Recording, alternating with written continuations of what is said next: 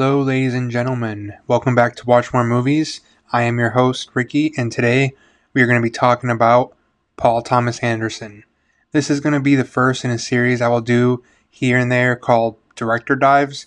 I will dive into a director's filmography and talk about each of their films, thematic through lines, and what they mean to me or the film culture as a whole. My only criteria for this is that the director will have to have at least 5 feature films made in order to qualify for this series. It just makes things easier if you have a director that made one film or 2 or 3. There isn't enough of a filmography there quite yet to really have much to say as far as an overarching career. So it's going to be to 5. Paul Thomas Anderson is an incredibly accomplished director with 11 Academy Award nominations under his belt, and with his newest One Battle After Another now in theaters, that is sure to jack his total up. It is terrific, and I will get into that shortly. But first, we're going to go way back to 1996, when I was just 2 years old, and a 26-year-old up-and-coming director making his first feature-length film. This is Hard 8 from 1996, Paul Thomas Anderson's directorial debut.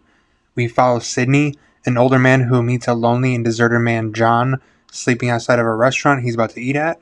Sidney agrees to teach John a few things to get him back on his feet and make an earning for himself at the casinos in Las Vegas.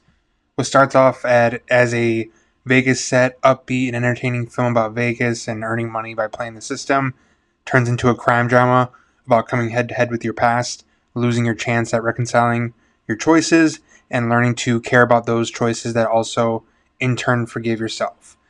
The cast features Philip Baker Hall, John C. Reilly, Gwyneth Paltrow, and Samuel L. Jackson, all terrific in this film and really bring something subtle and nuanced to their performances.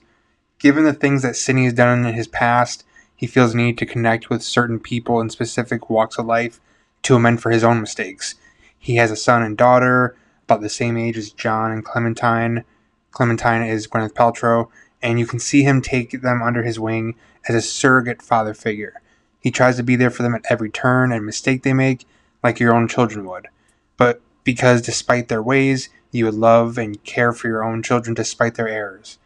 Then you have Jimmy, Samuel L. Jackson, coming in the role of a womanizing, loose cannon, archetypal character that just reminds Sidney of his own past and that hasn't left him, despite him running away from it. I'm personally a sucker for Vegas set, life in the day of someone who stays in Vegas often type of crime, drama, or even sometimes comedy, but this isn't one that is as dissectable or thematically rich as his other following films. It's a really good, solid debut. I really enjoy it a lot more than I think most people do.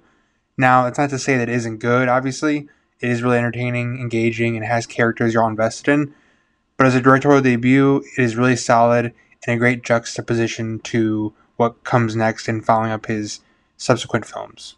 Follow-up to the directorial debut is 1997's Boogie Nights, and it is what I feel is PTA's film that is most similar to, and his homage in a way, to Martin Scorsese's Goodfellas, and is similar in a lot of ways to Wolf of Wall Street, which of course came out way later, but is very similar in tone. And another point of my contention with this film, and this is just a personal thing, is that it's taken the wrong way, I feel like, by a lot of people who seem to really adore it.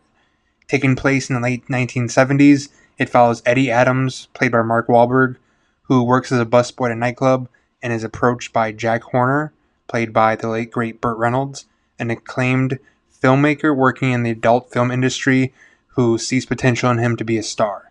What starts off as the lure of a young man into using his skill set to pursue stardom, fame, and the quote-unquote American dream becomes a tale of greed, exploitation, family in a very, very odd way and really off the beaten path, and dangled in front of us in a time of a lot of cultural shift.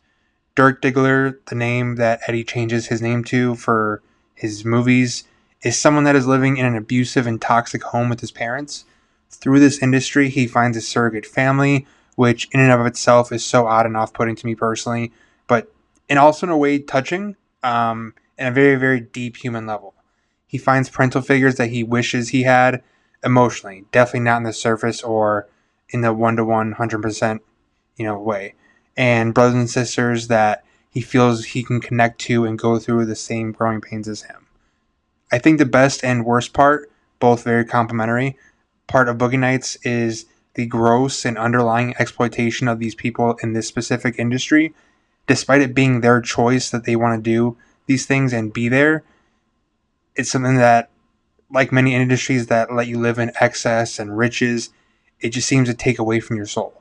Sometimes these characters themselves let it slide or don't fully reckon and emotionally deal with it because it's a lifestyle they chose and that they've told themselves that they've always wanted. When it gets out of the excess and the highs of this story as far as a lightheartedness, I really, really like it because it becomes grimy and dirty of a film that it's hard to watch for these people and how they're dealing with their choices. While these themes are really delved into and shown to us just like Wolf of Wall Street, I feel the takeaway from a lot of people of this movie is different than what PTA intended, which in and of itself deserves a separate discussion about these excess and exploitation stories, but isn't one.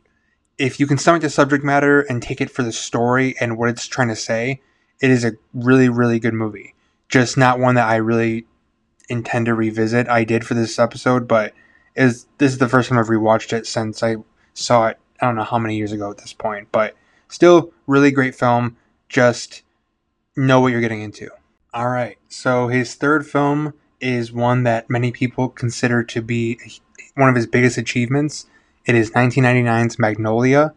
It is a giant film to dissect, and one that out of all of his filmography is the one I feel that would probably earn the most for an entire hour to 2 hour long discussion to discuss it. It is just over 3 hours itself and includes several storylines that don't connect in the way you expect, but all touch on similar themes and all converge to some degree. There is not a specific central A to B plot, but rather a film that takes you on the overdue emotional reckonings of several characters that come at you like a giant tidal wave, as this is PTA's most ambitious film and the one that may be his saddest. In the late 1990s, Los Angeles, the main characters you follow are Jim Curring, an LA police officer, Frank T.J. Mackey, an eccentric, misogynist, motivational speaker, Earl and Linda Partridge, a former producer for a fictional game show, and his wife, Phil Parma, the nurse of Earl Partridge, Donnie Smith, an older man who used to be a famed contestant on that game show when he was a child, Stanley Spector, a child currently on that game show, Jimmy Gator, the long-running game show host, Claudia Gator, the adult daughter of Jimmy Gator, and other side characters that come in and out of the story or plays fuel for the fire to these main character stories. Like a lot of PTA's other films, especially after Magnolia, it really deals with your past and how your past has long-term effects for your present, even when they're not your fault. How our parents' actions shape who we are in ways that are often internalized and incidents that are truly horrific and life-shattering. You may be someone who hates women, what they represent, how to treat them, and as humans because your relationship with your father, or lack thereof, just as an example. And of course, not to excuse it either. But all these characters are shaped by their past and the long-term effect that takes on them in their own unique circumstances. The performances here, no surprise, are absolutely astonishing. Tom Cruise, William H. Macy, Melora Walters, and Philip Baker Hall are really just absolutely dynamite standouts here and once-in-a-lifetime roles for each of these actors. The emotions that they convey, subtle or not, express so much of their pain. Of course, all the cast here does exactly this and does exactly what is so special about this film as a whole, but I really just wanted to spotlight those four actors because they're just absolute heartbreak and emotional tolls that they carry are such a big payoff for the story, and that the payoff does not work if these actors don't bring it, which they absolutely do. Giving any more examples would really spoil important elements of the film. There are so many themes and ideas and points that I know that it hits that I can't quite get into a few-minute discussion without serious extensive spoilers, because this is one that I simply cannot spoil or go in depth without talking for an hour or two. I truly encourage everyone to go seek this out, to give and lose yourself in this movie and what it's trying to say about how we all deal with love, loss of ourselves, pain, grief, and how we can reconcile or not at all reckon with it. Following the incredibly ambitious Magnolia is 2002's Punch Drunk Love. Punch Drunk Love follows Barry Egan, played by Adam Sandler. He is the owner of a company that sells novelty items. He is a lonely and introverted person who never feels heard or seen and has incredibly bad social anxiety and trouble connecting with people. One day he meets a woman who drops her car off to him to get it fixed, even though he doesn't work at the shop next door. A level of trust that hasn't been given by anyone, and he feels a semblance of hope with, and attachment to. After being berated by several of his 7 sisters over the phone at work about attending a birthday party at one of their houses, he loses control of his anger that he can't handle or deal with, and he has a burst out of their home. As he starts to sink into his empty and lonely mindset and need for connection, he calls a number in an ad he finds that you essentially talk to women and pay per minute on the phone for lack of a better word, pleasure. This event is the inciting incident for the rest of the film. Barry is a very eccentric character in the most reserved way. He wants to express his love and show he is more than a clenching fist of anger all the time, or a pushover, but whether it's his family or his lack of his own hubris, he just can't. When he's formally introduced to the woman the next day, who is a work friend of one of his sisters, he opens himself up a bit more with her, little by little, without his sister in that conversation. You soon find out that Lena orchestrated the meeting and sees this in Barry as well. Sees how he's treated or misunderstood, and that he has this unfair shake in the world, and how he's had his vulnerability taken advantage of. Something that you start to find out that she's also felt the same way about her own life and how the world sees her. There's a great scene between the two of them in a restaurant where she mentions a conversation she and Barry's sister had about him at work, and this really just sets him off.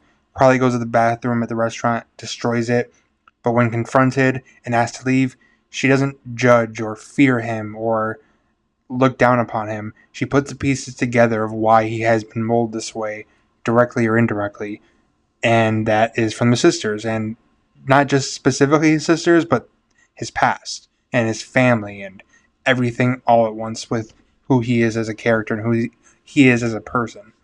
The side plot involving a hilarious Philip Seymour Hoffman as the owner of a mattress shop who also runs the phone service that the women are on really drives home that this incident is his chance to take control of his life and not feel that sense of being pushed around anymore or taken advantage of. Out of this forms a beautiful but messy beginning of love that works for these two very damaged people. It is quite slow in pace, and Sandler gives his most vulnerable and just all of himself performance to date, but one that is his most raw and just gut-punchingly human. Definitely not a Happy Gilmore style movie of his if you're looking for that, but it is his most touching by far. If you like a short, it is only an hour and a half compared to the rest of PTA's films, which is very surprising. But if you like a very beautiful, romantic, also a bit dark at times love story, I highly recommend it because this is one of the more tender films in PTA's filmography. Alright, so we are at currently about middle of the road as far as chronologically of PTA's filmography, but I will say that we are at the point of my favorite PTA film, having seen all 10 of his films. Now, the rest don't mean that they are not good. Obviously, they are incredible. A mediocre film for him is a 7 out of 10. Like, that's how good he is. But this one, There Will Be Blood, is my top PTA film of all time. It is literally in the top 10 favorite of my films of all time if you listen to the first full episode of the show. This is 2007's There Will Be Blood, starring Daniel Day-Lewis as Daniel Plainview, a man who discovers oil at the beginning of the California oil boom at the end of the 19th century leading into the 20th. To get out of the way, even though I am sure I will mention it again, in my humble opinion, Daniel Day-Lewis gives the greatest acting performance I have ever witnessed. I obviously am still young, in my early 30s, and have thousands of films to see, but this by far has never been close to being touched on pure immersion, emotion, technique. You see and feel his menace, but also get this incredibly subtle and nuanced loneliness from him that is so unattainable in his eyes. He has no choice but to lean into his ambition and the desire. This is a damning story of capitalism, greed, power. The Daniel Plainview character can essentially be a placeholder for corporate America, capitalism, and greed at really any point in history, while the side characters are metaphors for either the working class, several, or religion and how it plays into the corporate capitalistic country of this America, and it is even its own false sense of hope in a country's discovery oil of their own congregations for profit. The oil drilling is an allegory for the depths we go to for power and greed in this country and as people as a whole. Even when Daniel Plainview wants to feel something or gives in, he's met by people who he feels are just using him or getting in his way. He feels they need to use them when he doesn't need to because the number one goal is wealth and power. Like his son, using him to show buyers that he's a family man running a family business, but when tragedy strikes, doesn't want to accept the fatherly roles out of any feeling of real connection that he sends him off without being there for him. Then there is a church in the town where this takes place that is his biggest adversary. The preacher, played incredibly brilliantly by Paul Dano, is the representation between church and state, quite literally. Daniel uses him to get to the people and get them on his side and get certain plots of land or people to sell him their land to drill on. The church is reluctant, but in the face of potential massive economic prosperity, lets him keep going and walk all over them and say it's for the good of the people and it's God's way. All these representations and metaphors are so well placed and not so subtle, but never preachy and a simple matter of fact of how the system has worked on people in PTA's eyes. I've seen dozens of different interpretations of this film from different people. This can be deconstructed for hours on end, scene by scene. It's a very long film and one that the common person would look at me crazy if I say I could rewatch this over and over again. But truly, I could rewatch this at least once a month and find something new every single time. And for all these reasons and Daniel Day-Lewis's performance, this is PTA's best film to me and one of the best films of the entire 21st century. Come and join us. Leave your worries for a while. They'll still be there when you get back. And your memories aren't invited. This is something that is said from Lancaster Dodd to Freddie Quill after their first conversation as he invites them to his daughter's wedding on top of their boat. The Master, released in 2012, follows Freddie Quill, played by Joaquin Phoenix, a man with a lot of trauma undealt with and not quite there mentally, returning home after World War II stint in the Navy. He is someone who doesn't mean harm inherently or tries to be confrontational. He's just lost, looking for somewhere to fit in and find others like him or someone that will even just accept him as a friend. He makes traditionally this concoction of a drink that everyone around him loves, but like him, after consuming enough of it, affects the people physically. It is made from random chemicals and liquor combined and gets you drunk without the hangover essentially afterwards. One day, upon attempting to get drunk and mind his own business, sneaking onto a luxury river yacht, he wakes up to a woman telling him that he's being asked for. He's brought to a small room and meets Lancaster Dodd, played by Philip Seymour Hoffman, a preacher, cult leader-like figure that preaches about how in our consciousness we can access past lives or future lives through several procedures. One that is demonstrated often in this film is called processing, where you cannot blink and have to answer the questions honestly until you are done, and then close your eyes and are transported to past memories and reflect on your person, very similar to hypnosis, which someone later challenges him on being like. This one in particular may be the most challenging of PTA's film to get into and, to be honest, grasp.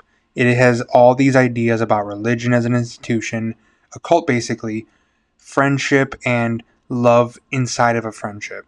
Lancaster Dodd is someone who, played by Philip Seymour Hoffman, to late great, who has this entire population of people in his orbit that he influences and tries to influence more outside of it, while also not exactly trying to judge others for their decisions or past, as they are not who they are unless they're committed to change. Freddie Quill is someone who cannot find purpose or love and is lonelier than all. He left the love of his life years ago and never returned after his tour. He makes a connection right after he gets home from the war, but can't even stay awake for their date and is in an inner battle with himself with Dodd, because this is the first person that he feels that can help him but won't give that extra effort to actually try. It makes him feel better and he wants to try, but he just can't get there and actually stay at that point. All of PTA's works are character studies, but this is the most true character study. It is a friendship and searching story, but played out like a love story in their journeys. And not in any sort of romantic way, but a love story in the sense of just a love for another person and that connection that you can't ever find, even in past lives or future lives. It is hard to find even that friendship love, let alone an eternal love, essentially. 2014's Inherent Vice.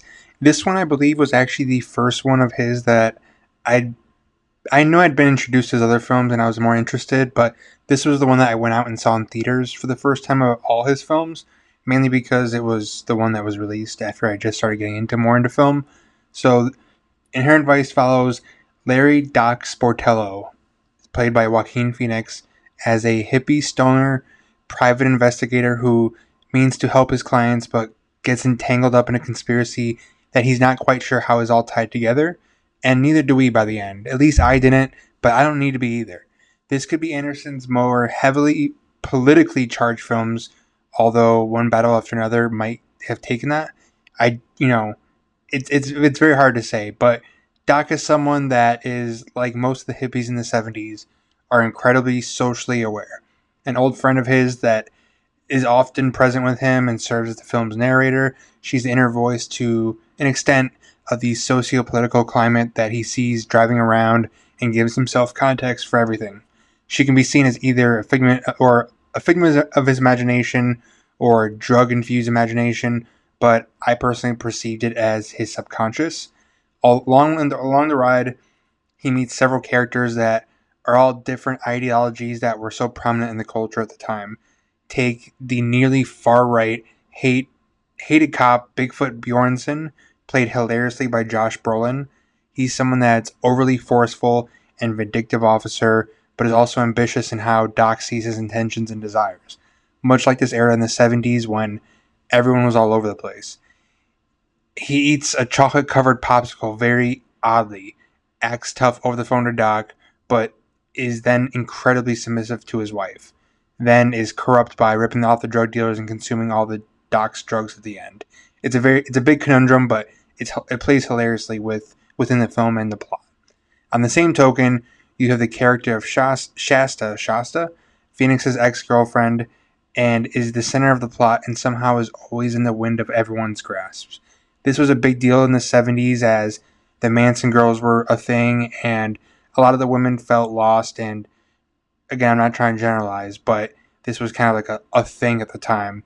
They felt lost and trying to find themselves on a much more literal level at this time, especially with the rise of popularity in drugs in the country and freeness of expression. Joaquin Phoenix helps make this film work on nearly every level, even if it wasn't blown out of the water for me. You have to feel like you are in his POV and stay along for the ride and on this same playing field. He's trying to grapple with this case he is brought to, but trying to emotionally juggle the love of his life, reappearing in his life with this big case and being high all at the same time. He's unaware of where the dots connect, but knows they do, and you feel the same way. But it's deliberate and putting you into his shoes, like many of the people in this period of time.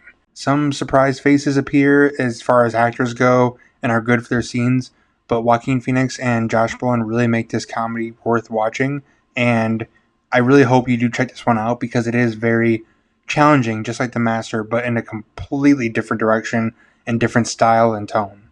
Next up is 2017's Phantom Thread, starring Daniel Day-Lewis as dress designer Ronald Woodcock in 1950s London. He is dedicated to his work, day in, day out, is not interested in making friends, and anyone he meets romantically doesn't last very long. That changes one day as he decides to take a break and go to the countryside to relax and clear his mind. He meets Alma, a waitress at a restaurant he's having lunch at. They soon form a relationship, and she moves in with him not long after. I absolutely adore this one from PTA. Over the years, it has grown on me more and more. This was the first film of his I've seen on projected on film, which is not something that everyone will get to have the privilege of doing, but it just makes it that much more sentimental to me. Despite it being a swelling, teary-eyed love story, in a way, it might be PTA's most sincere and affectionate film, which is funny given how the story and characters play out. It's very ironic. It can feel cold at times, but that's how Reynolds perceives his relationships most of his life. His mother's death deeply affected him, and his sister is the only one that's been there for him all of his life, which is why she's so a part of his current day life, so integral to it, his business, and even his relationship with Alma and all the women he's had before. He doesn't know how to love properly with Alma, so he puts his guards up and turns to his sister for comfort, just like she helped him with the change in his life in the form of his mother dying and not processing it.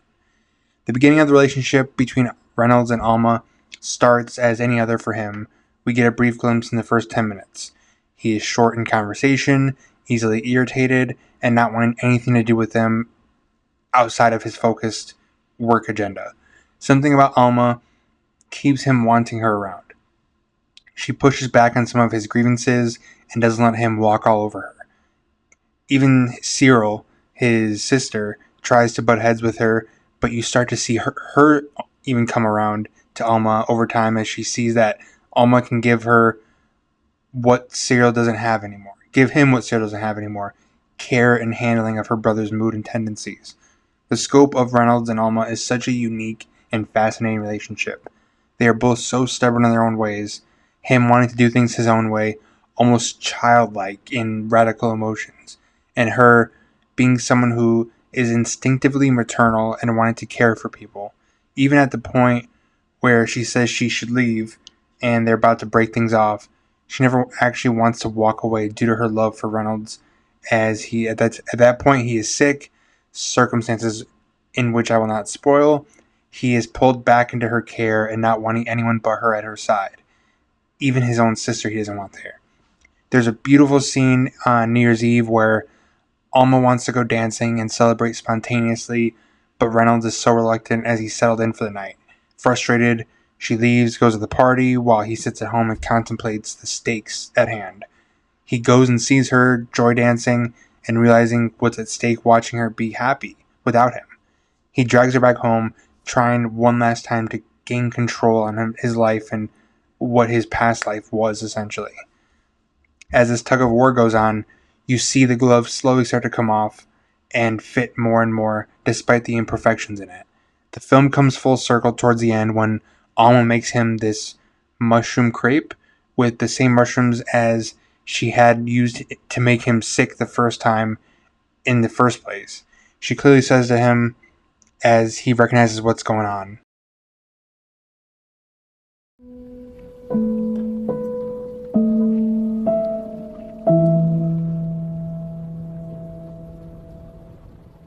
I want you flat on your back.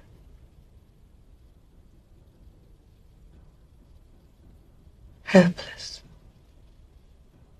Tender. Open. With only me to help.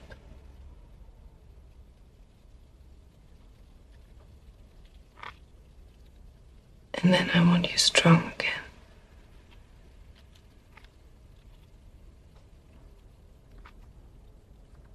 You're not going to die. You might wish you're going to die, but you're not going to. You need to settle down a little.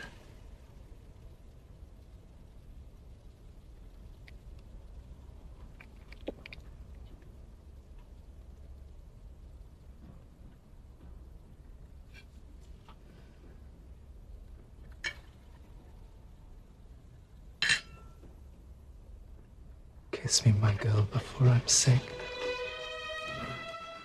And this really is just a great summation of the film's end goal and a perfect love we witness.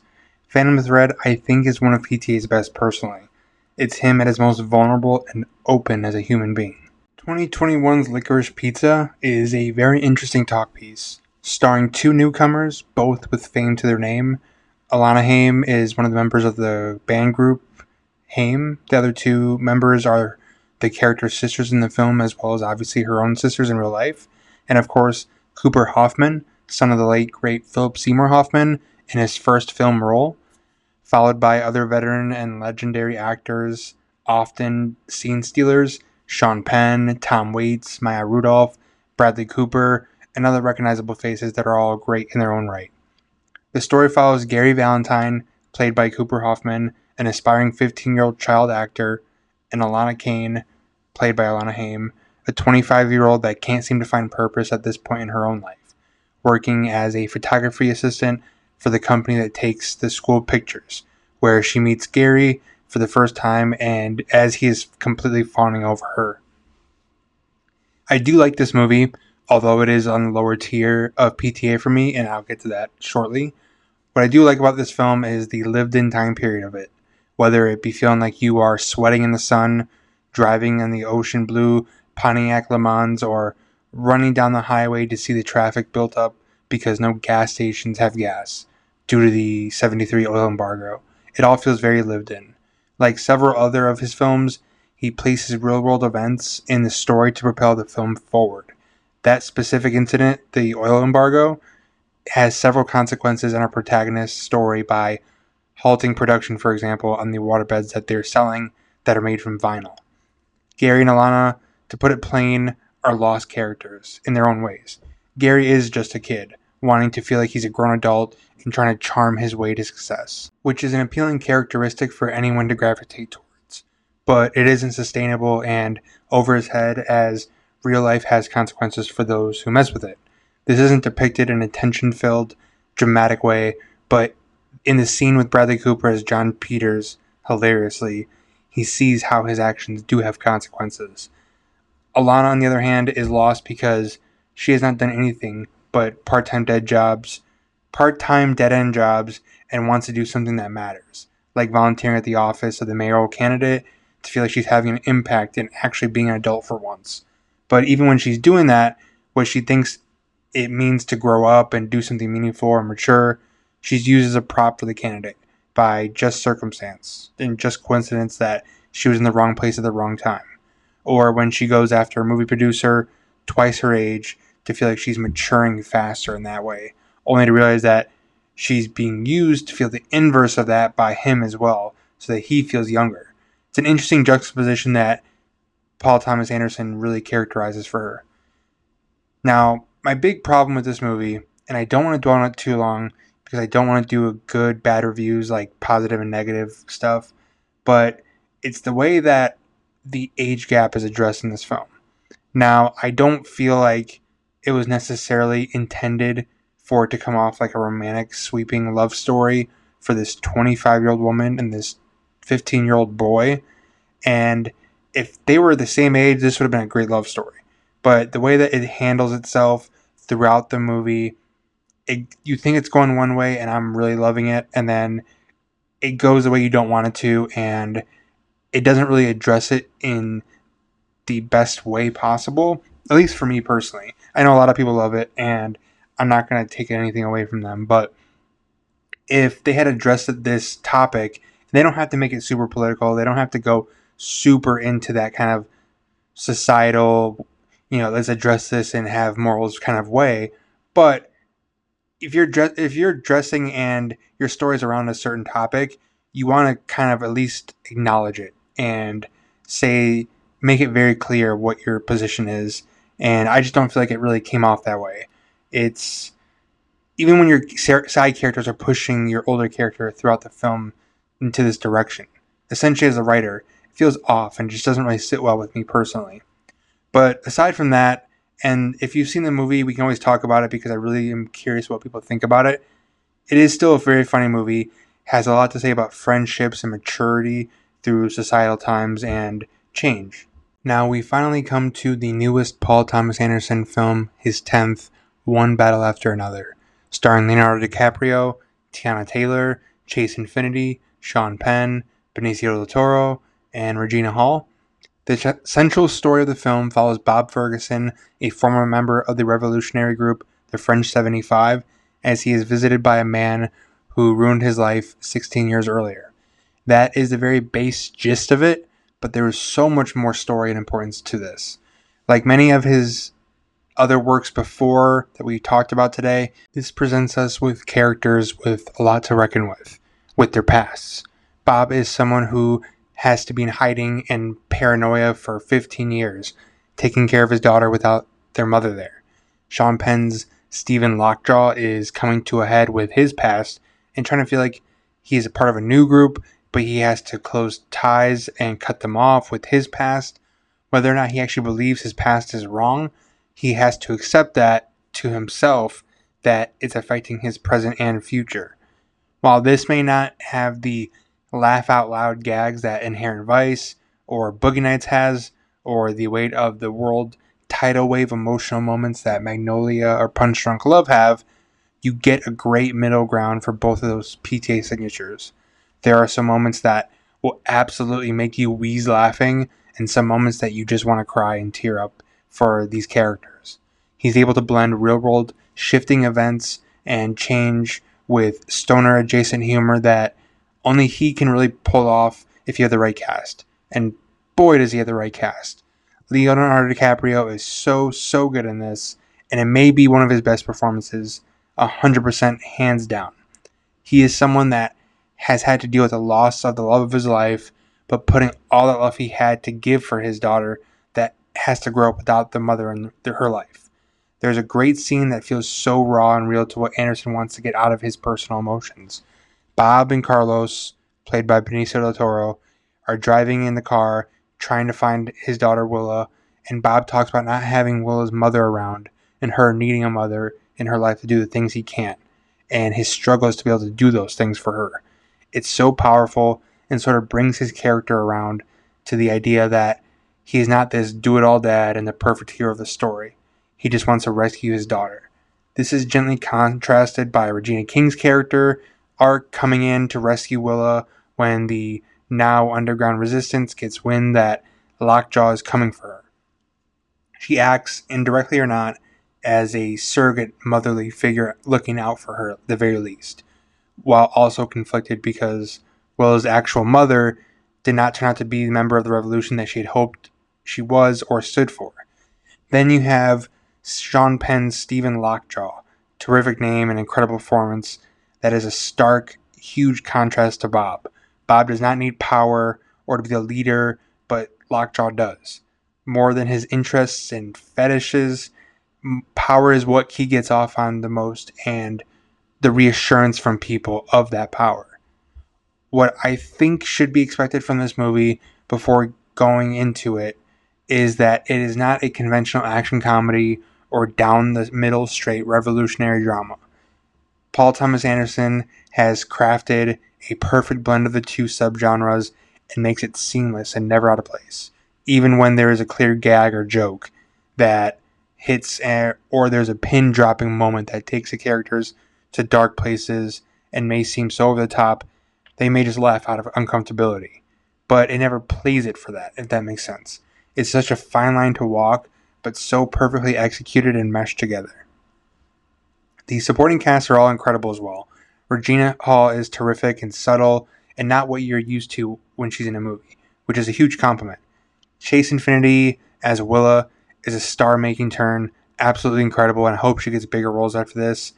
Starring in a PTA film as your first film, what an accomplishment already. Tiana Taylor is also absolutely incredible in the limited time she has in it, and if you gravitate toward her acting, I highly recommend seeing this movie called 1001. It's absolutely heartbreaking. It's a small indie, and I really recommend that film just on its own. But my favorite supporting character was Benicio del Toro's Carlos. He's cool and collected, and while he doesn't have this huge emotive monologue or expressive nature, there's so many subtle things he does that shows you who his character is, and you can't help but love him. He looks out for people, he's doing several things at once, and he's really trying to look out for his people, even if someone like Bob comes in and kind of throws everything through a wrench. He isn't trying to put blame on anyone. He's just trying to help everyone around him, which I absolutely love. And what I think is so fascinating about all of Anderson's films is that They take us on journeys with characters who are exploited, like Dirk Diggler in Boogie Nights, Gary Valentine in Licorice Pizza, Freddie Quill in The Master, or even Barry Egan in Punch Drunk Love. Or there's themes of loss, regret, coming to grip with your past. Most notably Hard 8, Magnolia, There Will Be Blood, Phantom Thread, and especially this one now. And there's themes of people who are lost, looking for people to connect with, even in ways that are not met with a bow and ribbon at the end of it. Hard 8, Phantom Thread, Punch Drunk Love, The Master, Licorice Pizza.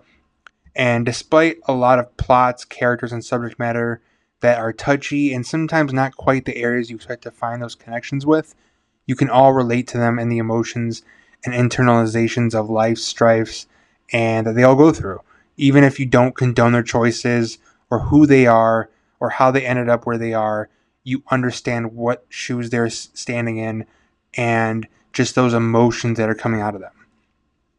The last note is, despite how these can resonate with any of us, I do think he's one of the greats working today. The underneath all of the mess and complications of the real world around us connects us to ourselves and emotions that we feel the most. And even if it's not always the most on the surface, like you're going to start crying because music is swelling up and someone's bawling their eyes out, the characters and the directions he gives for those actors with those characters, there's subtle looks, there is actions that they do in small ways that just make it feel so raw and real that you're not expecting it and then it hits you like a train. That's why I think Paul Thomas Anderson is one of my favorite directors working today. He's absolutely incredible, never misses, even when it's one of his lesser works. It just always hits perfectly. And I will say, while it's in theaters, I highly, highly, highly recommend you go see One Battle After Another in the theater. It really may be the best film of the year and one of the best big budget movies in many years. And if you've seen the word of mouth around this, you better believe it. It truly is one of the best. All right, so as far as the movies today, here's where you can watch them if you're interested or if you want to go revisit them. Hard 8 is on Canopy. Boogie Nights is on Paramount Plus. Magnolia is on Criterion Channel. Punch Drunk Love is on Criterion Channel and Canopy. There Will Be Blood is on Canopy as well. The Master is on Prime Video, Canopy. Inherent Vice is on Prime Video.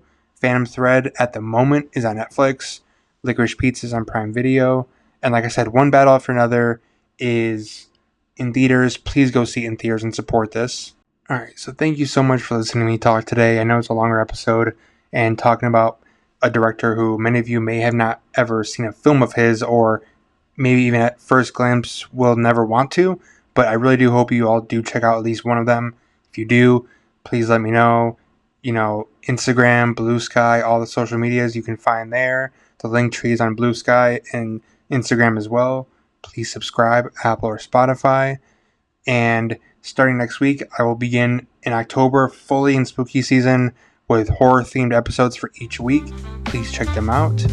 And until next time, watch more movies.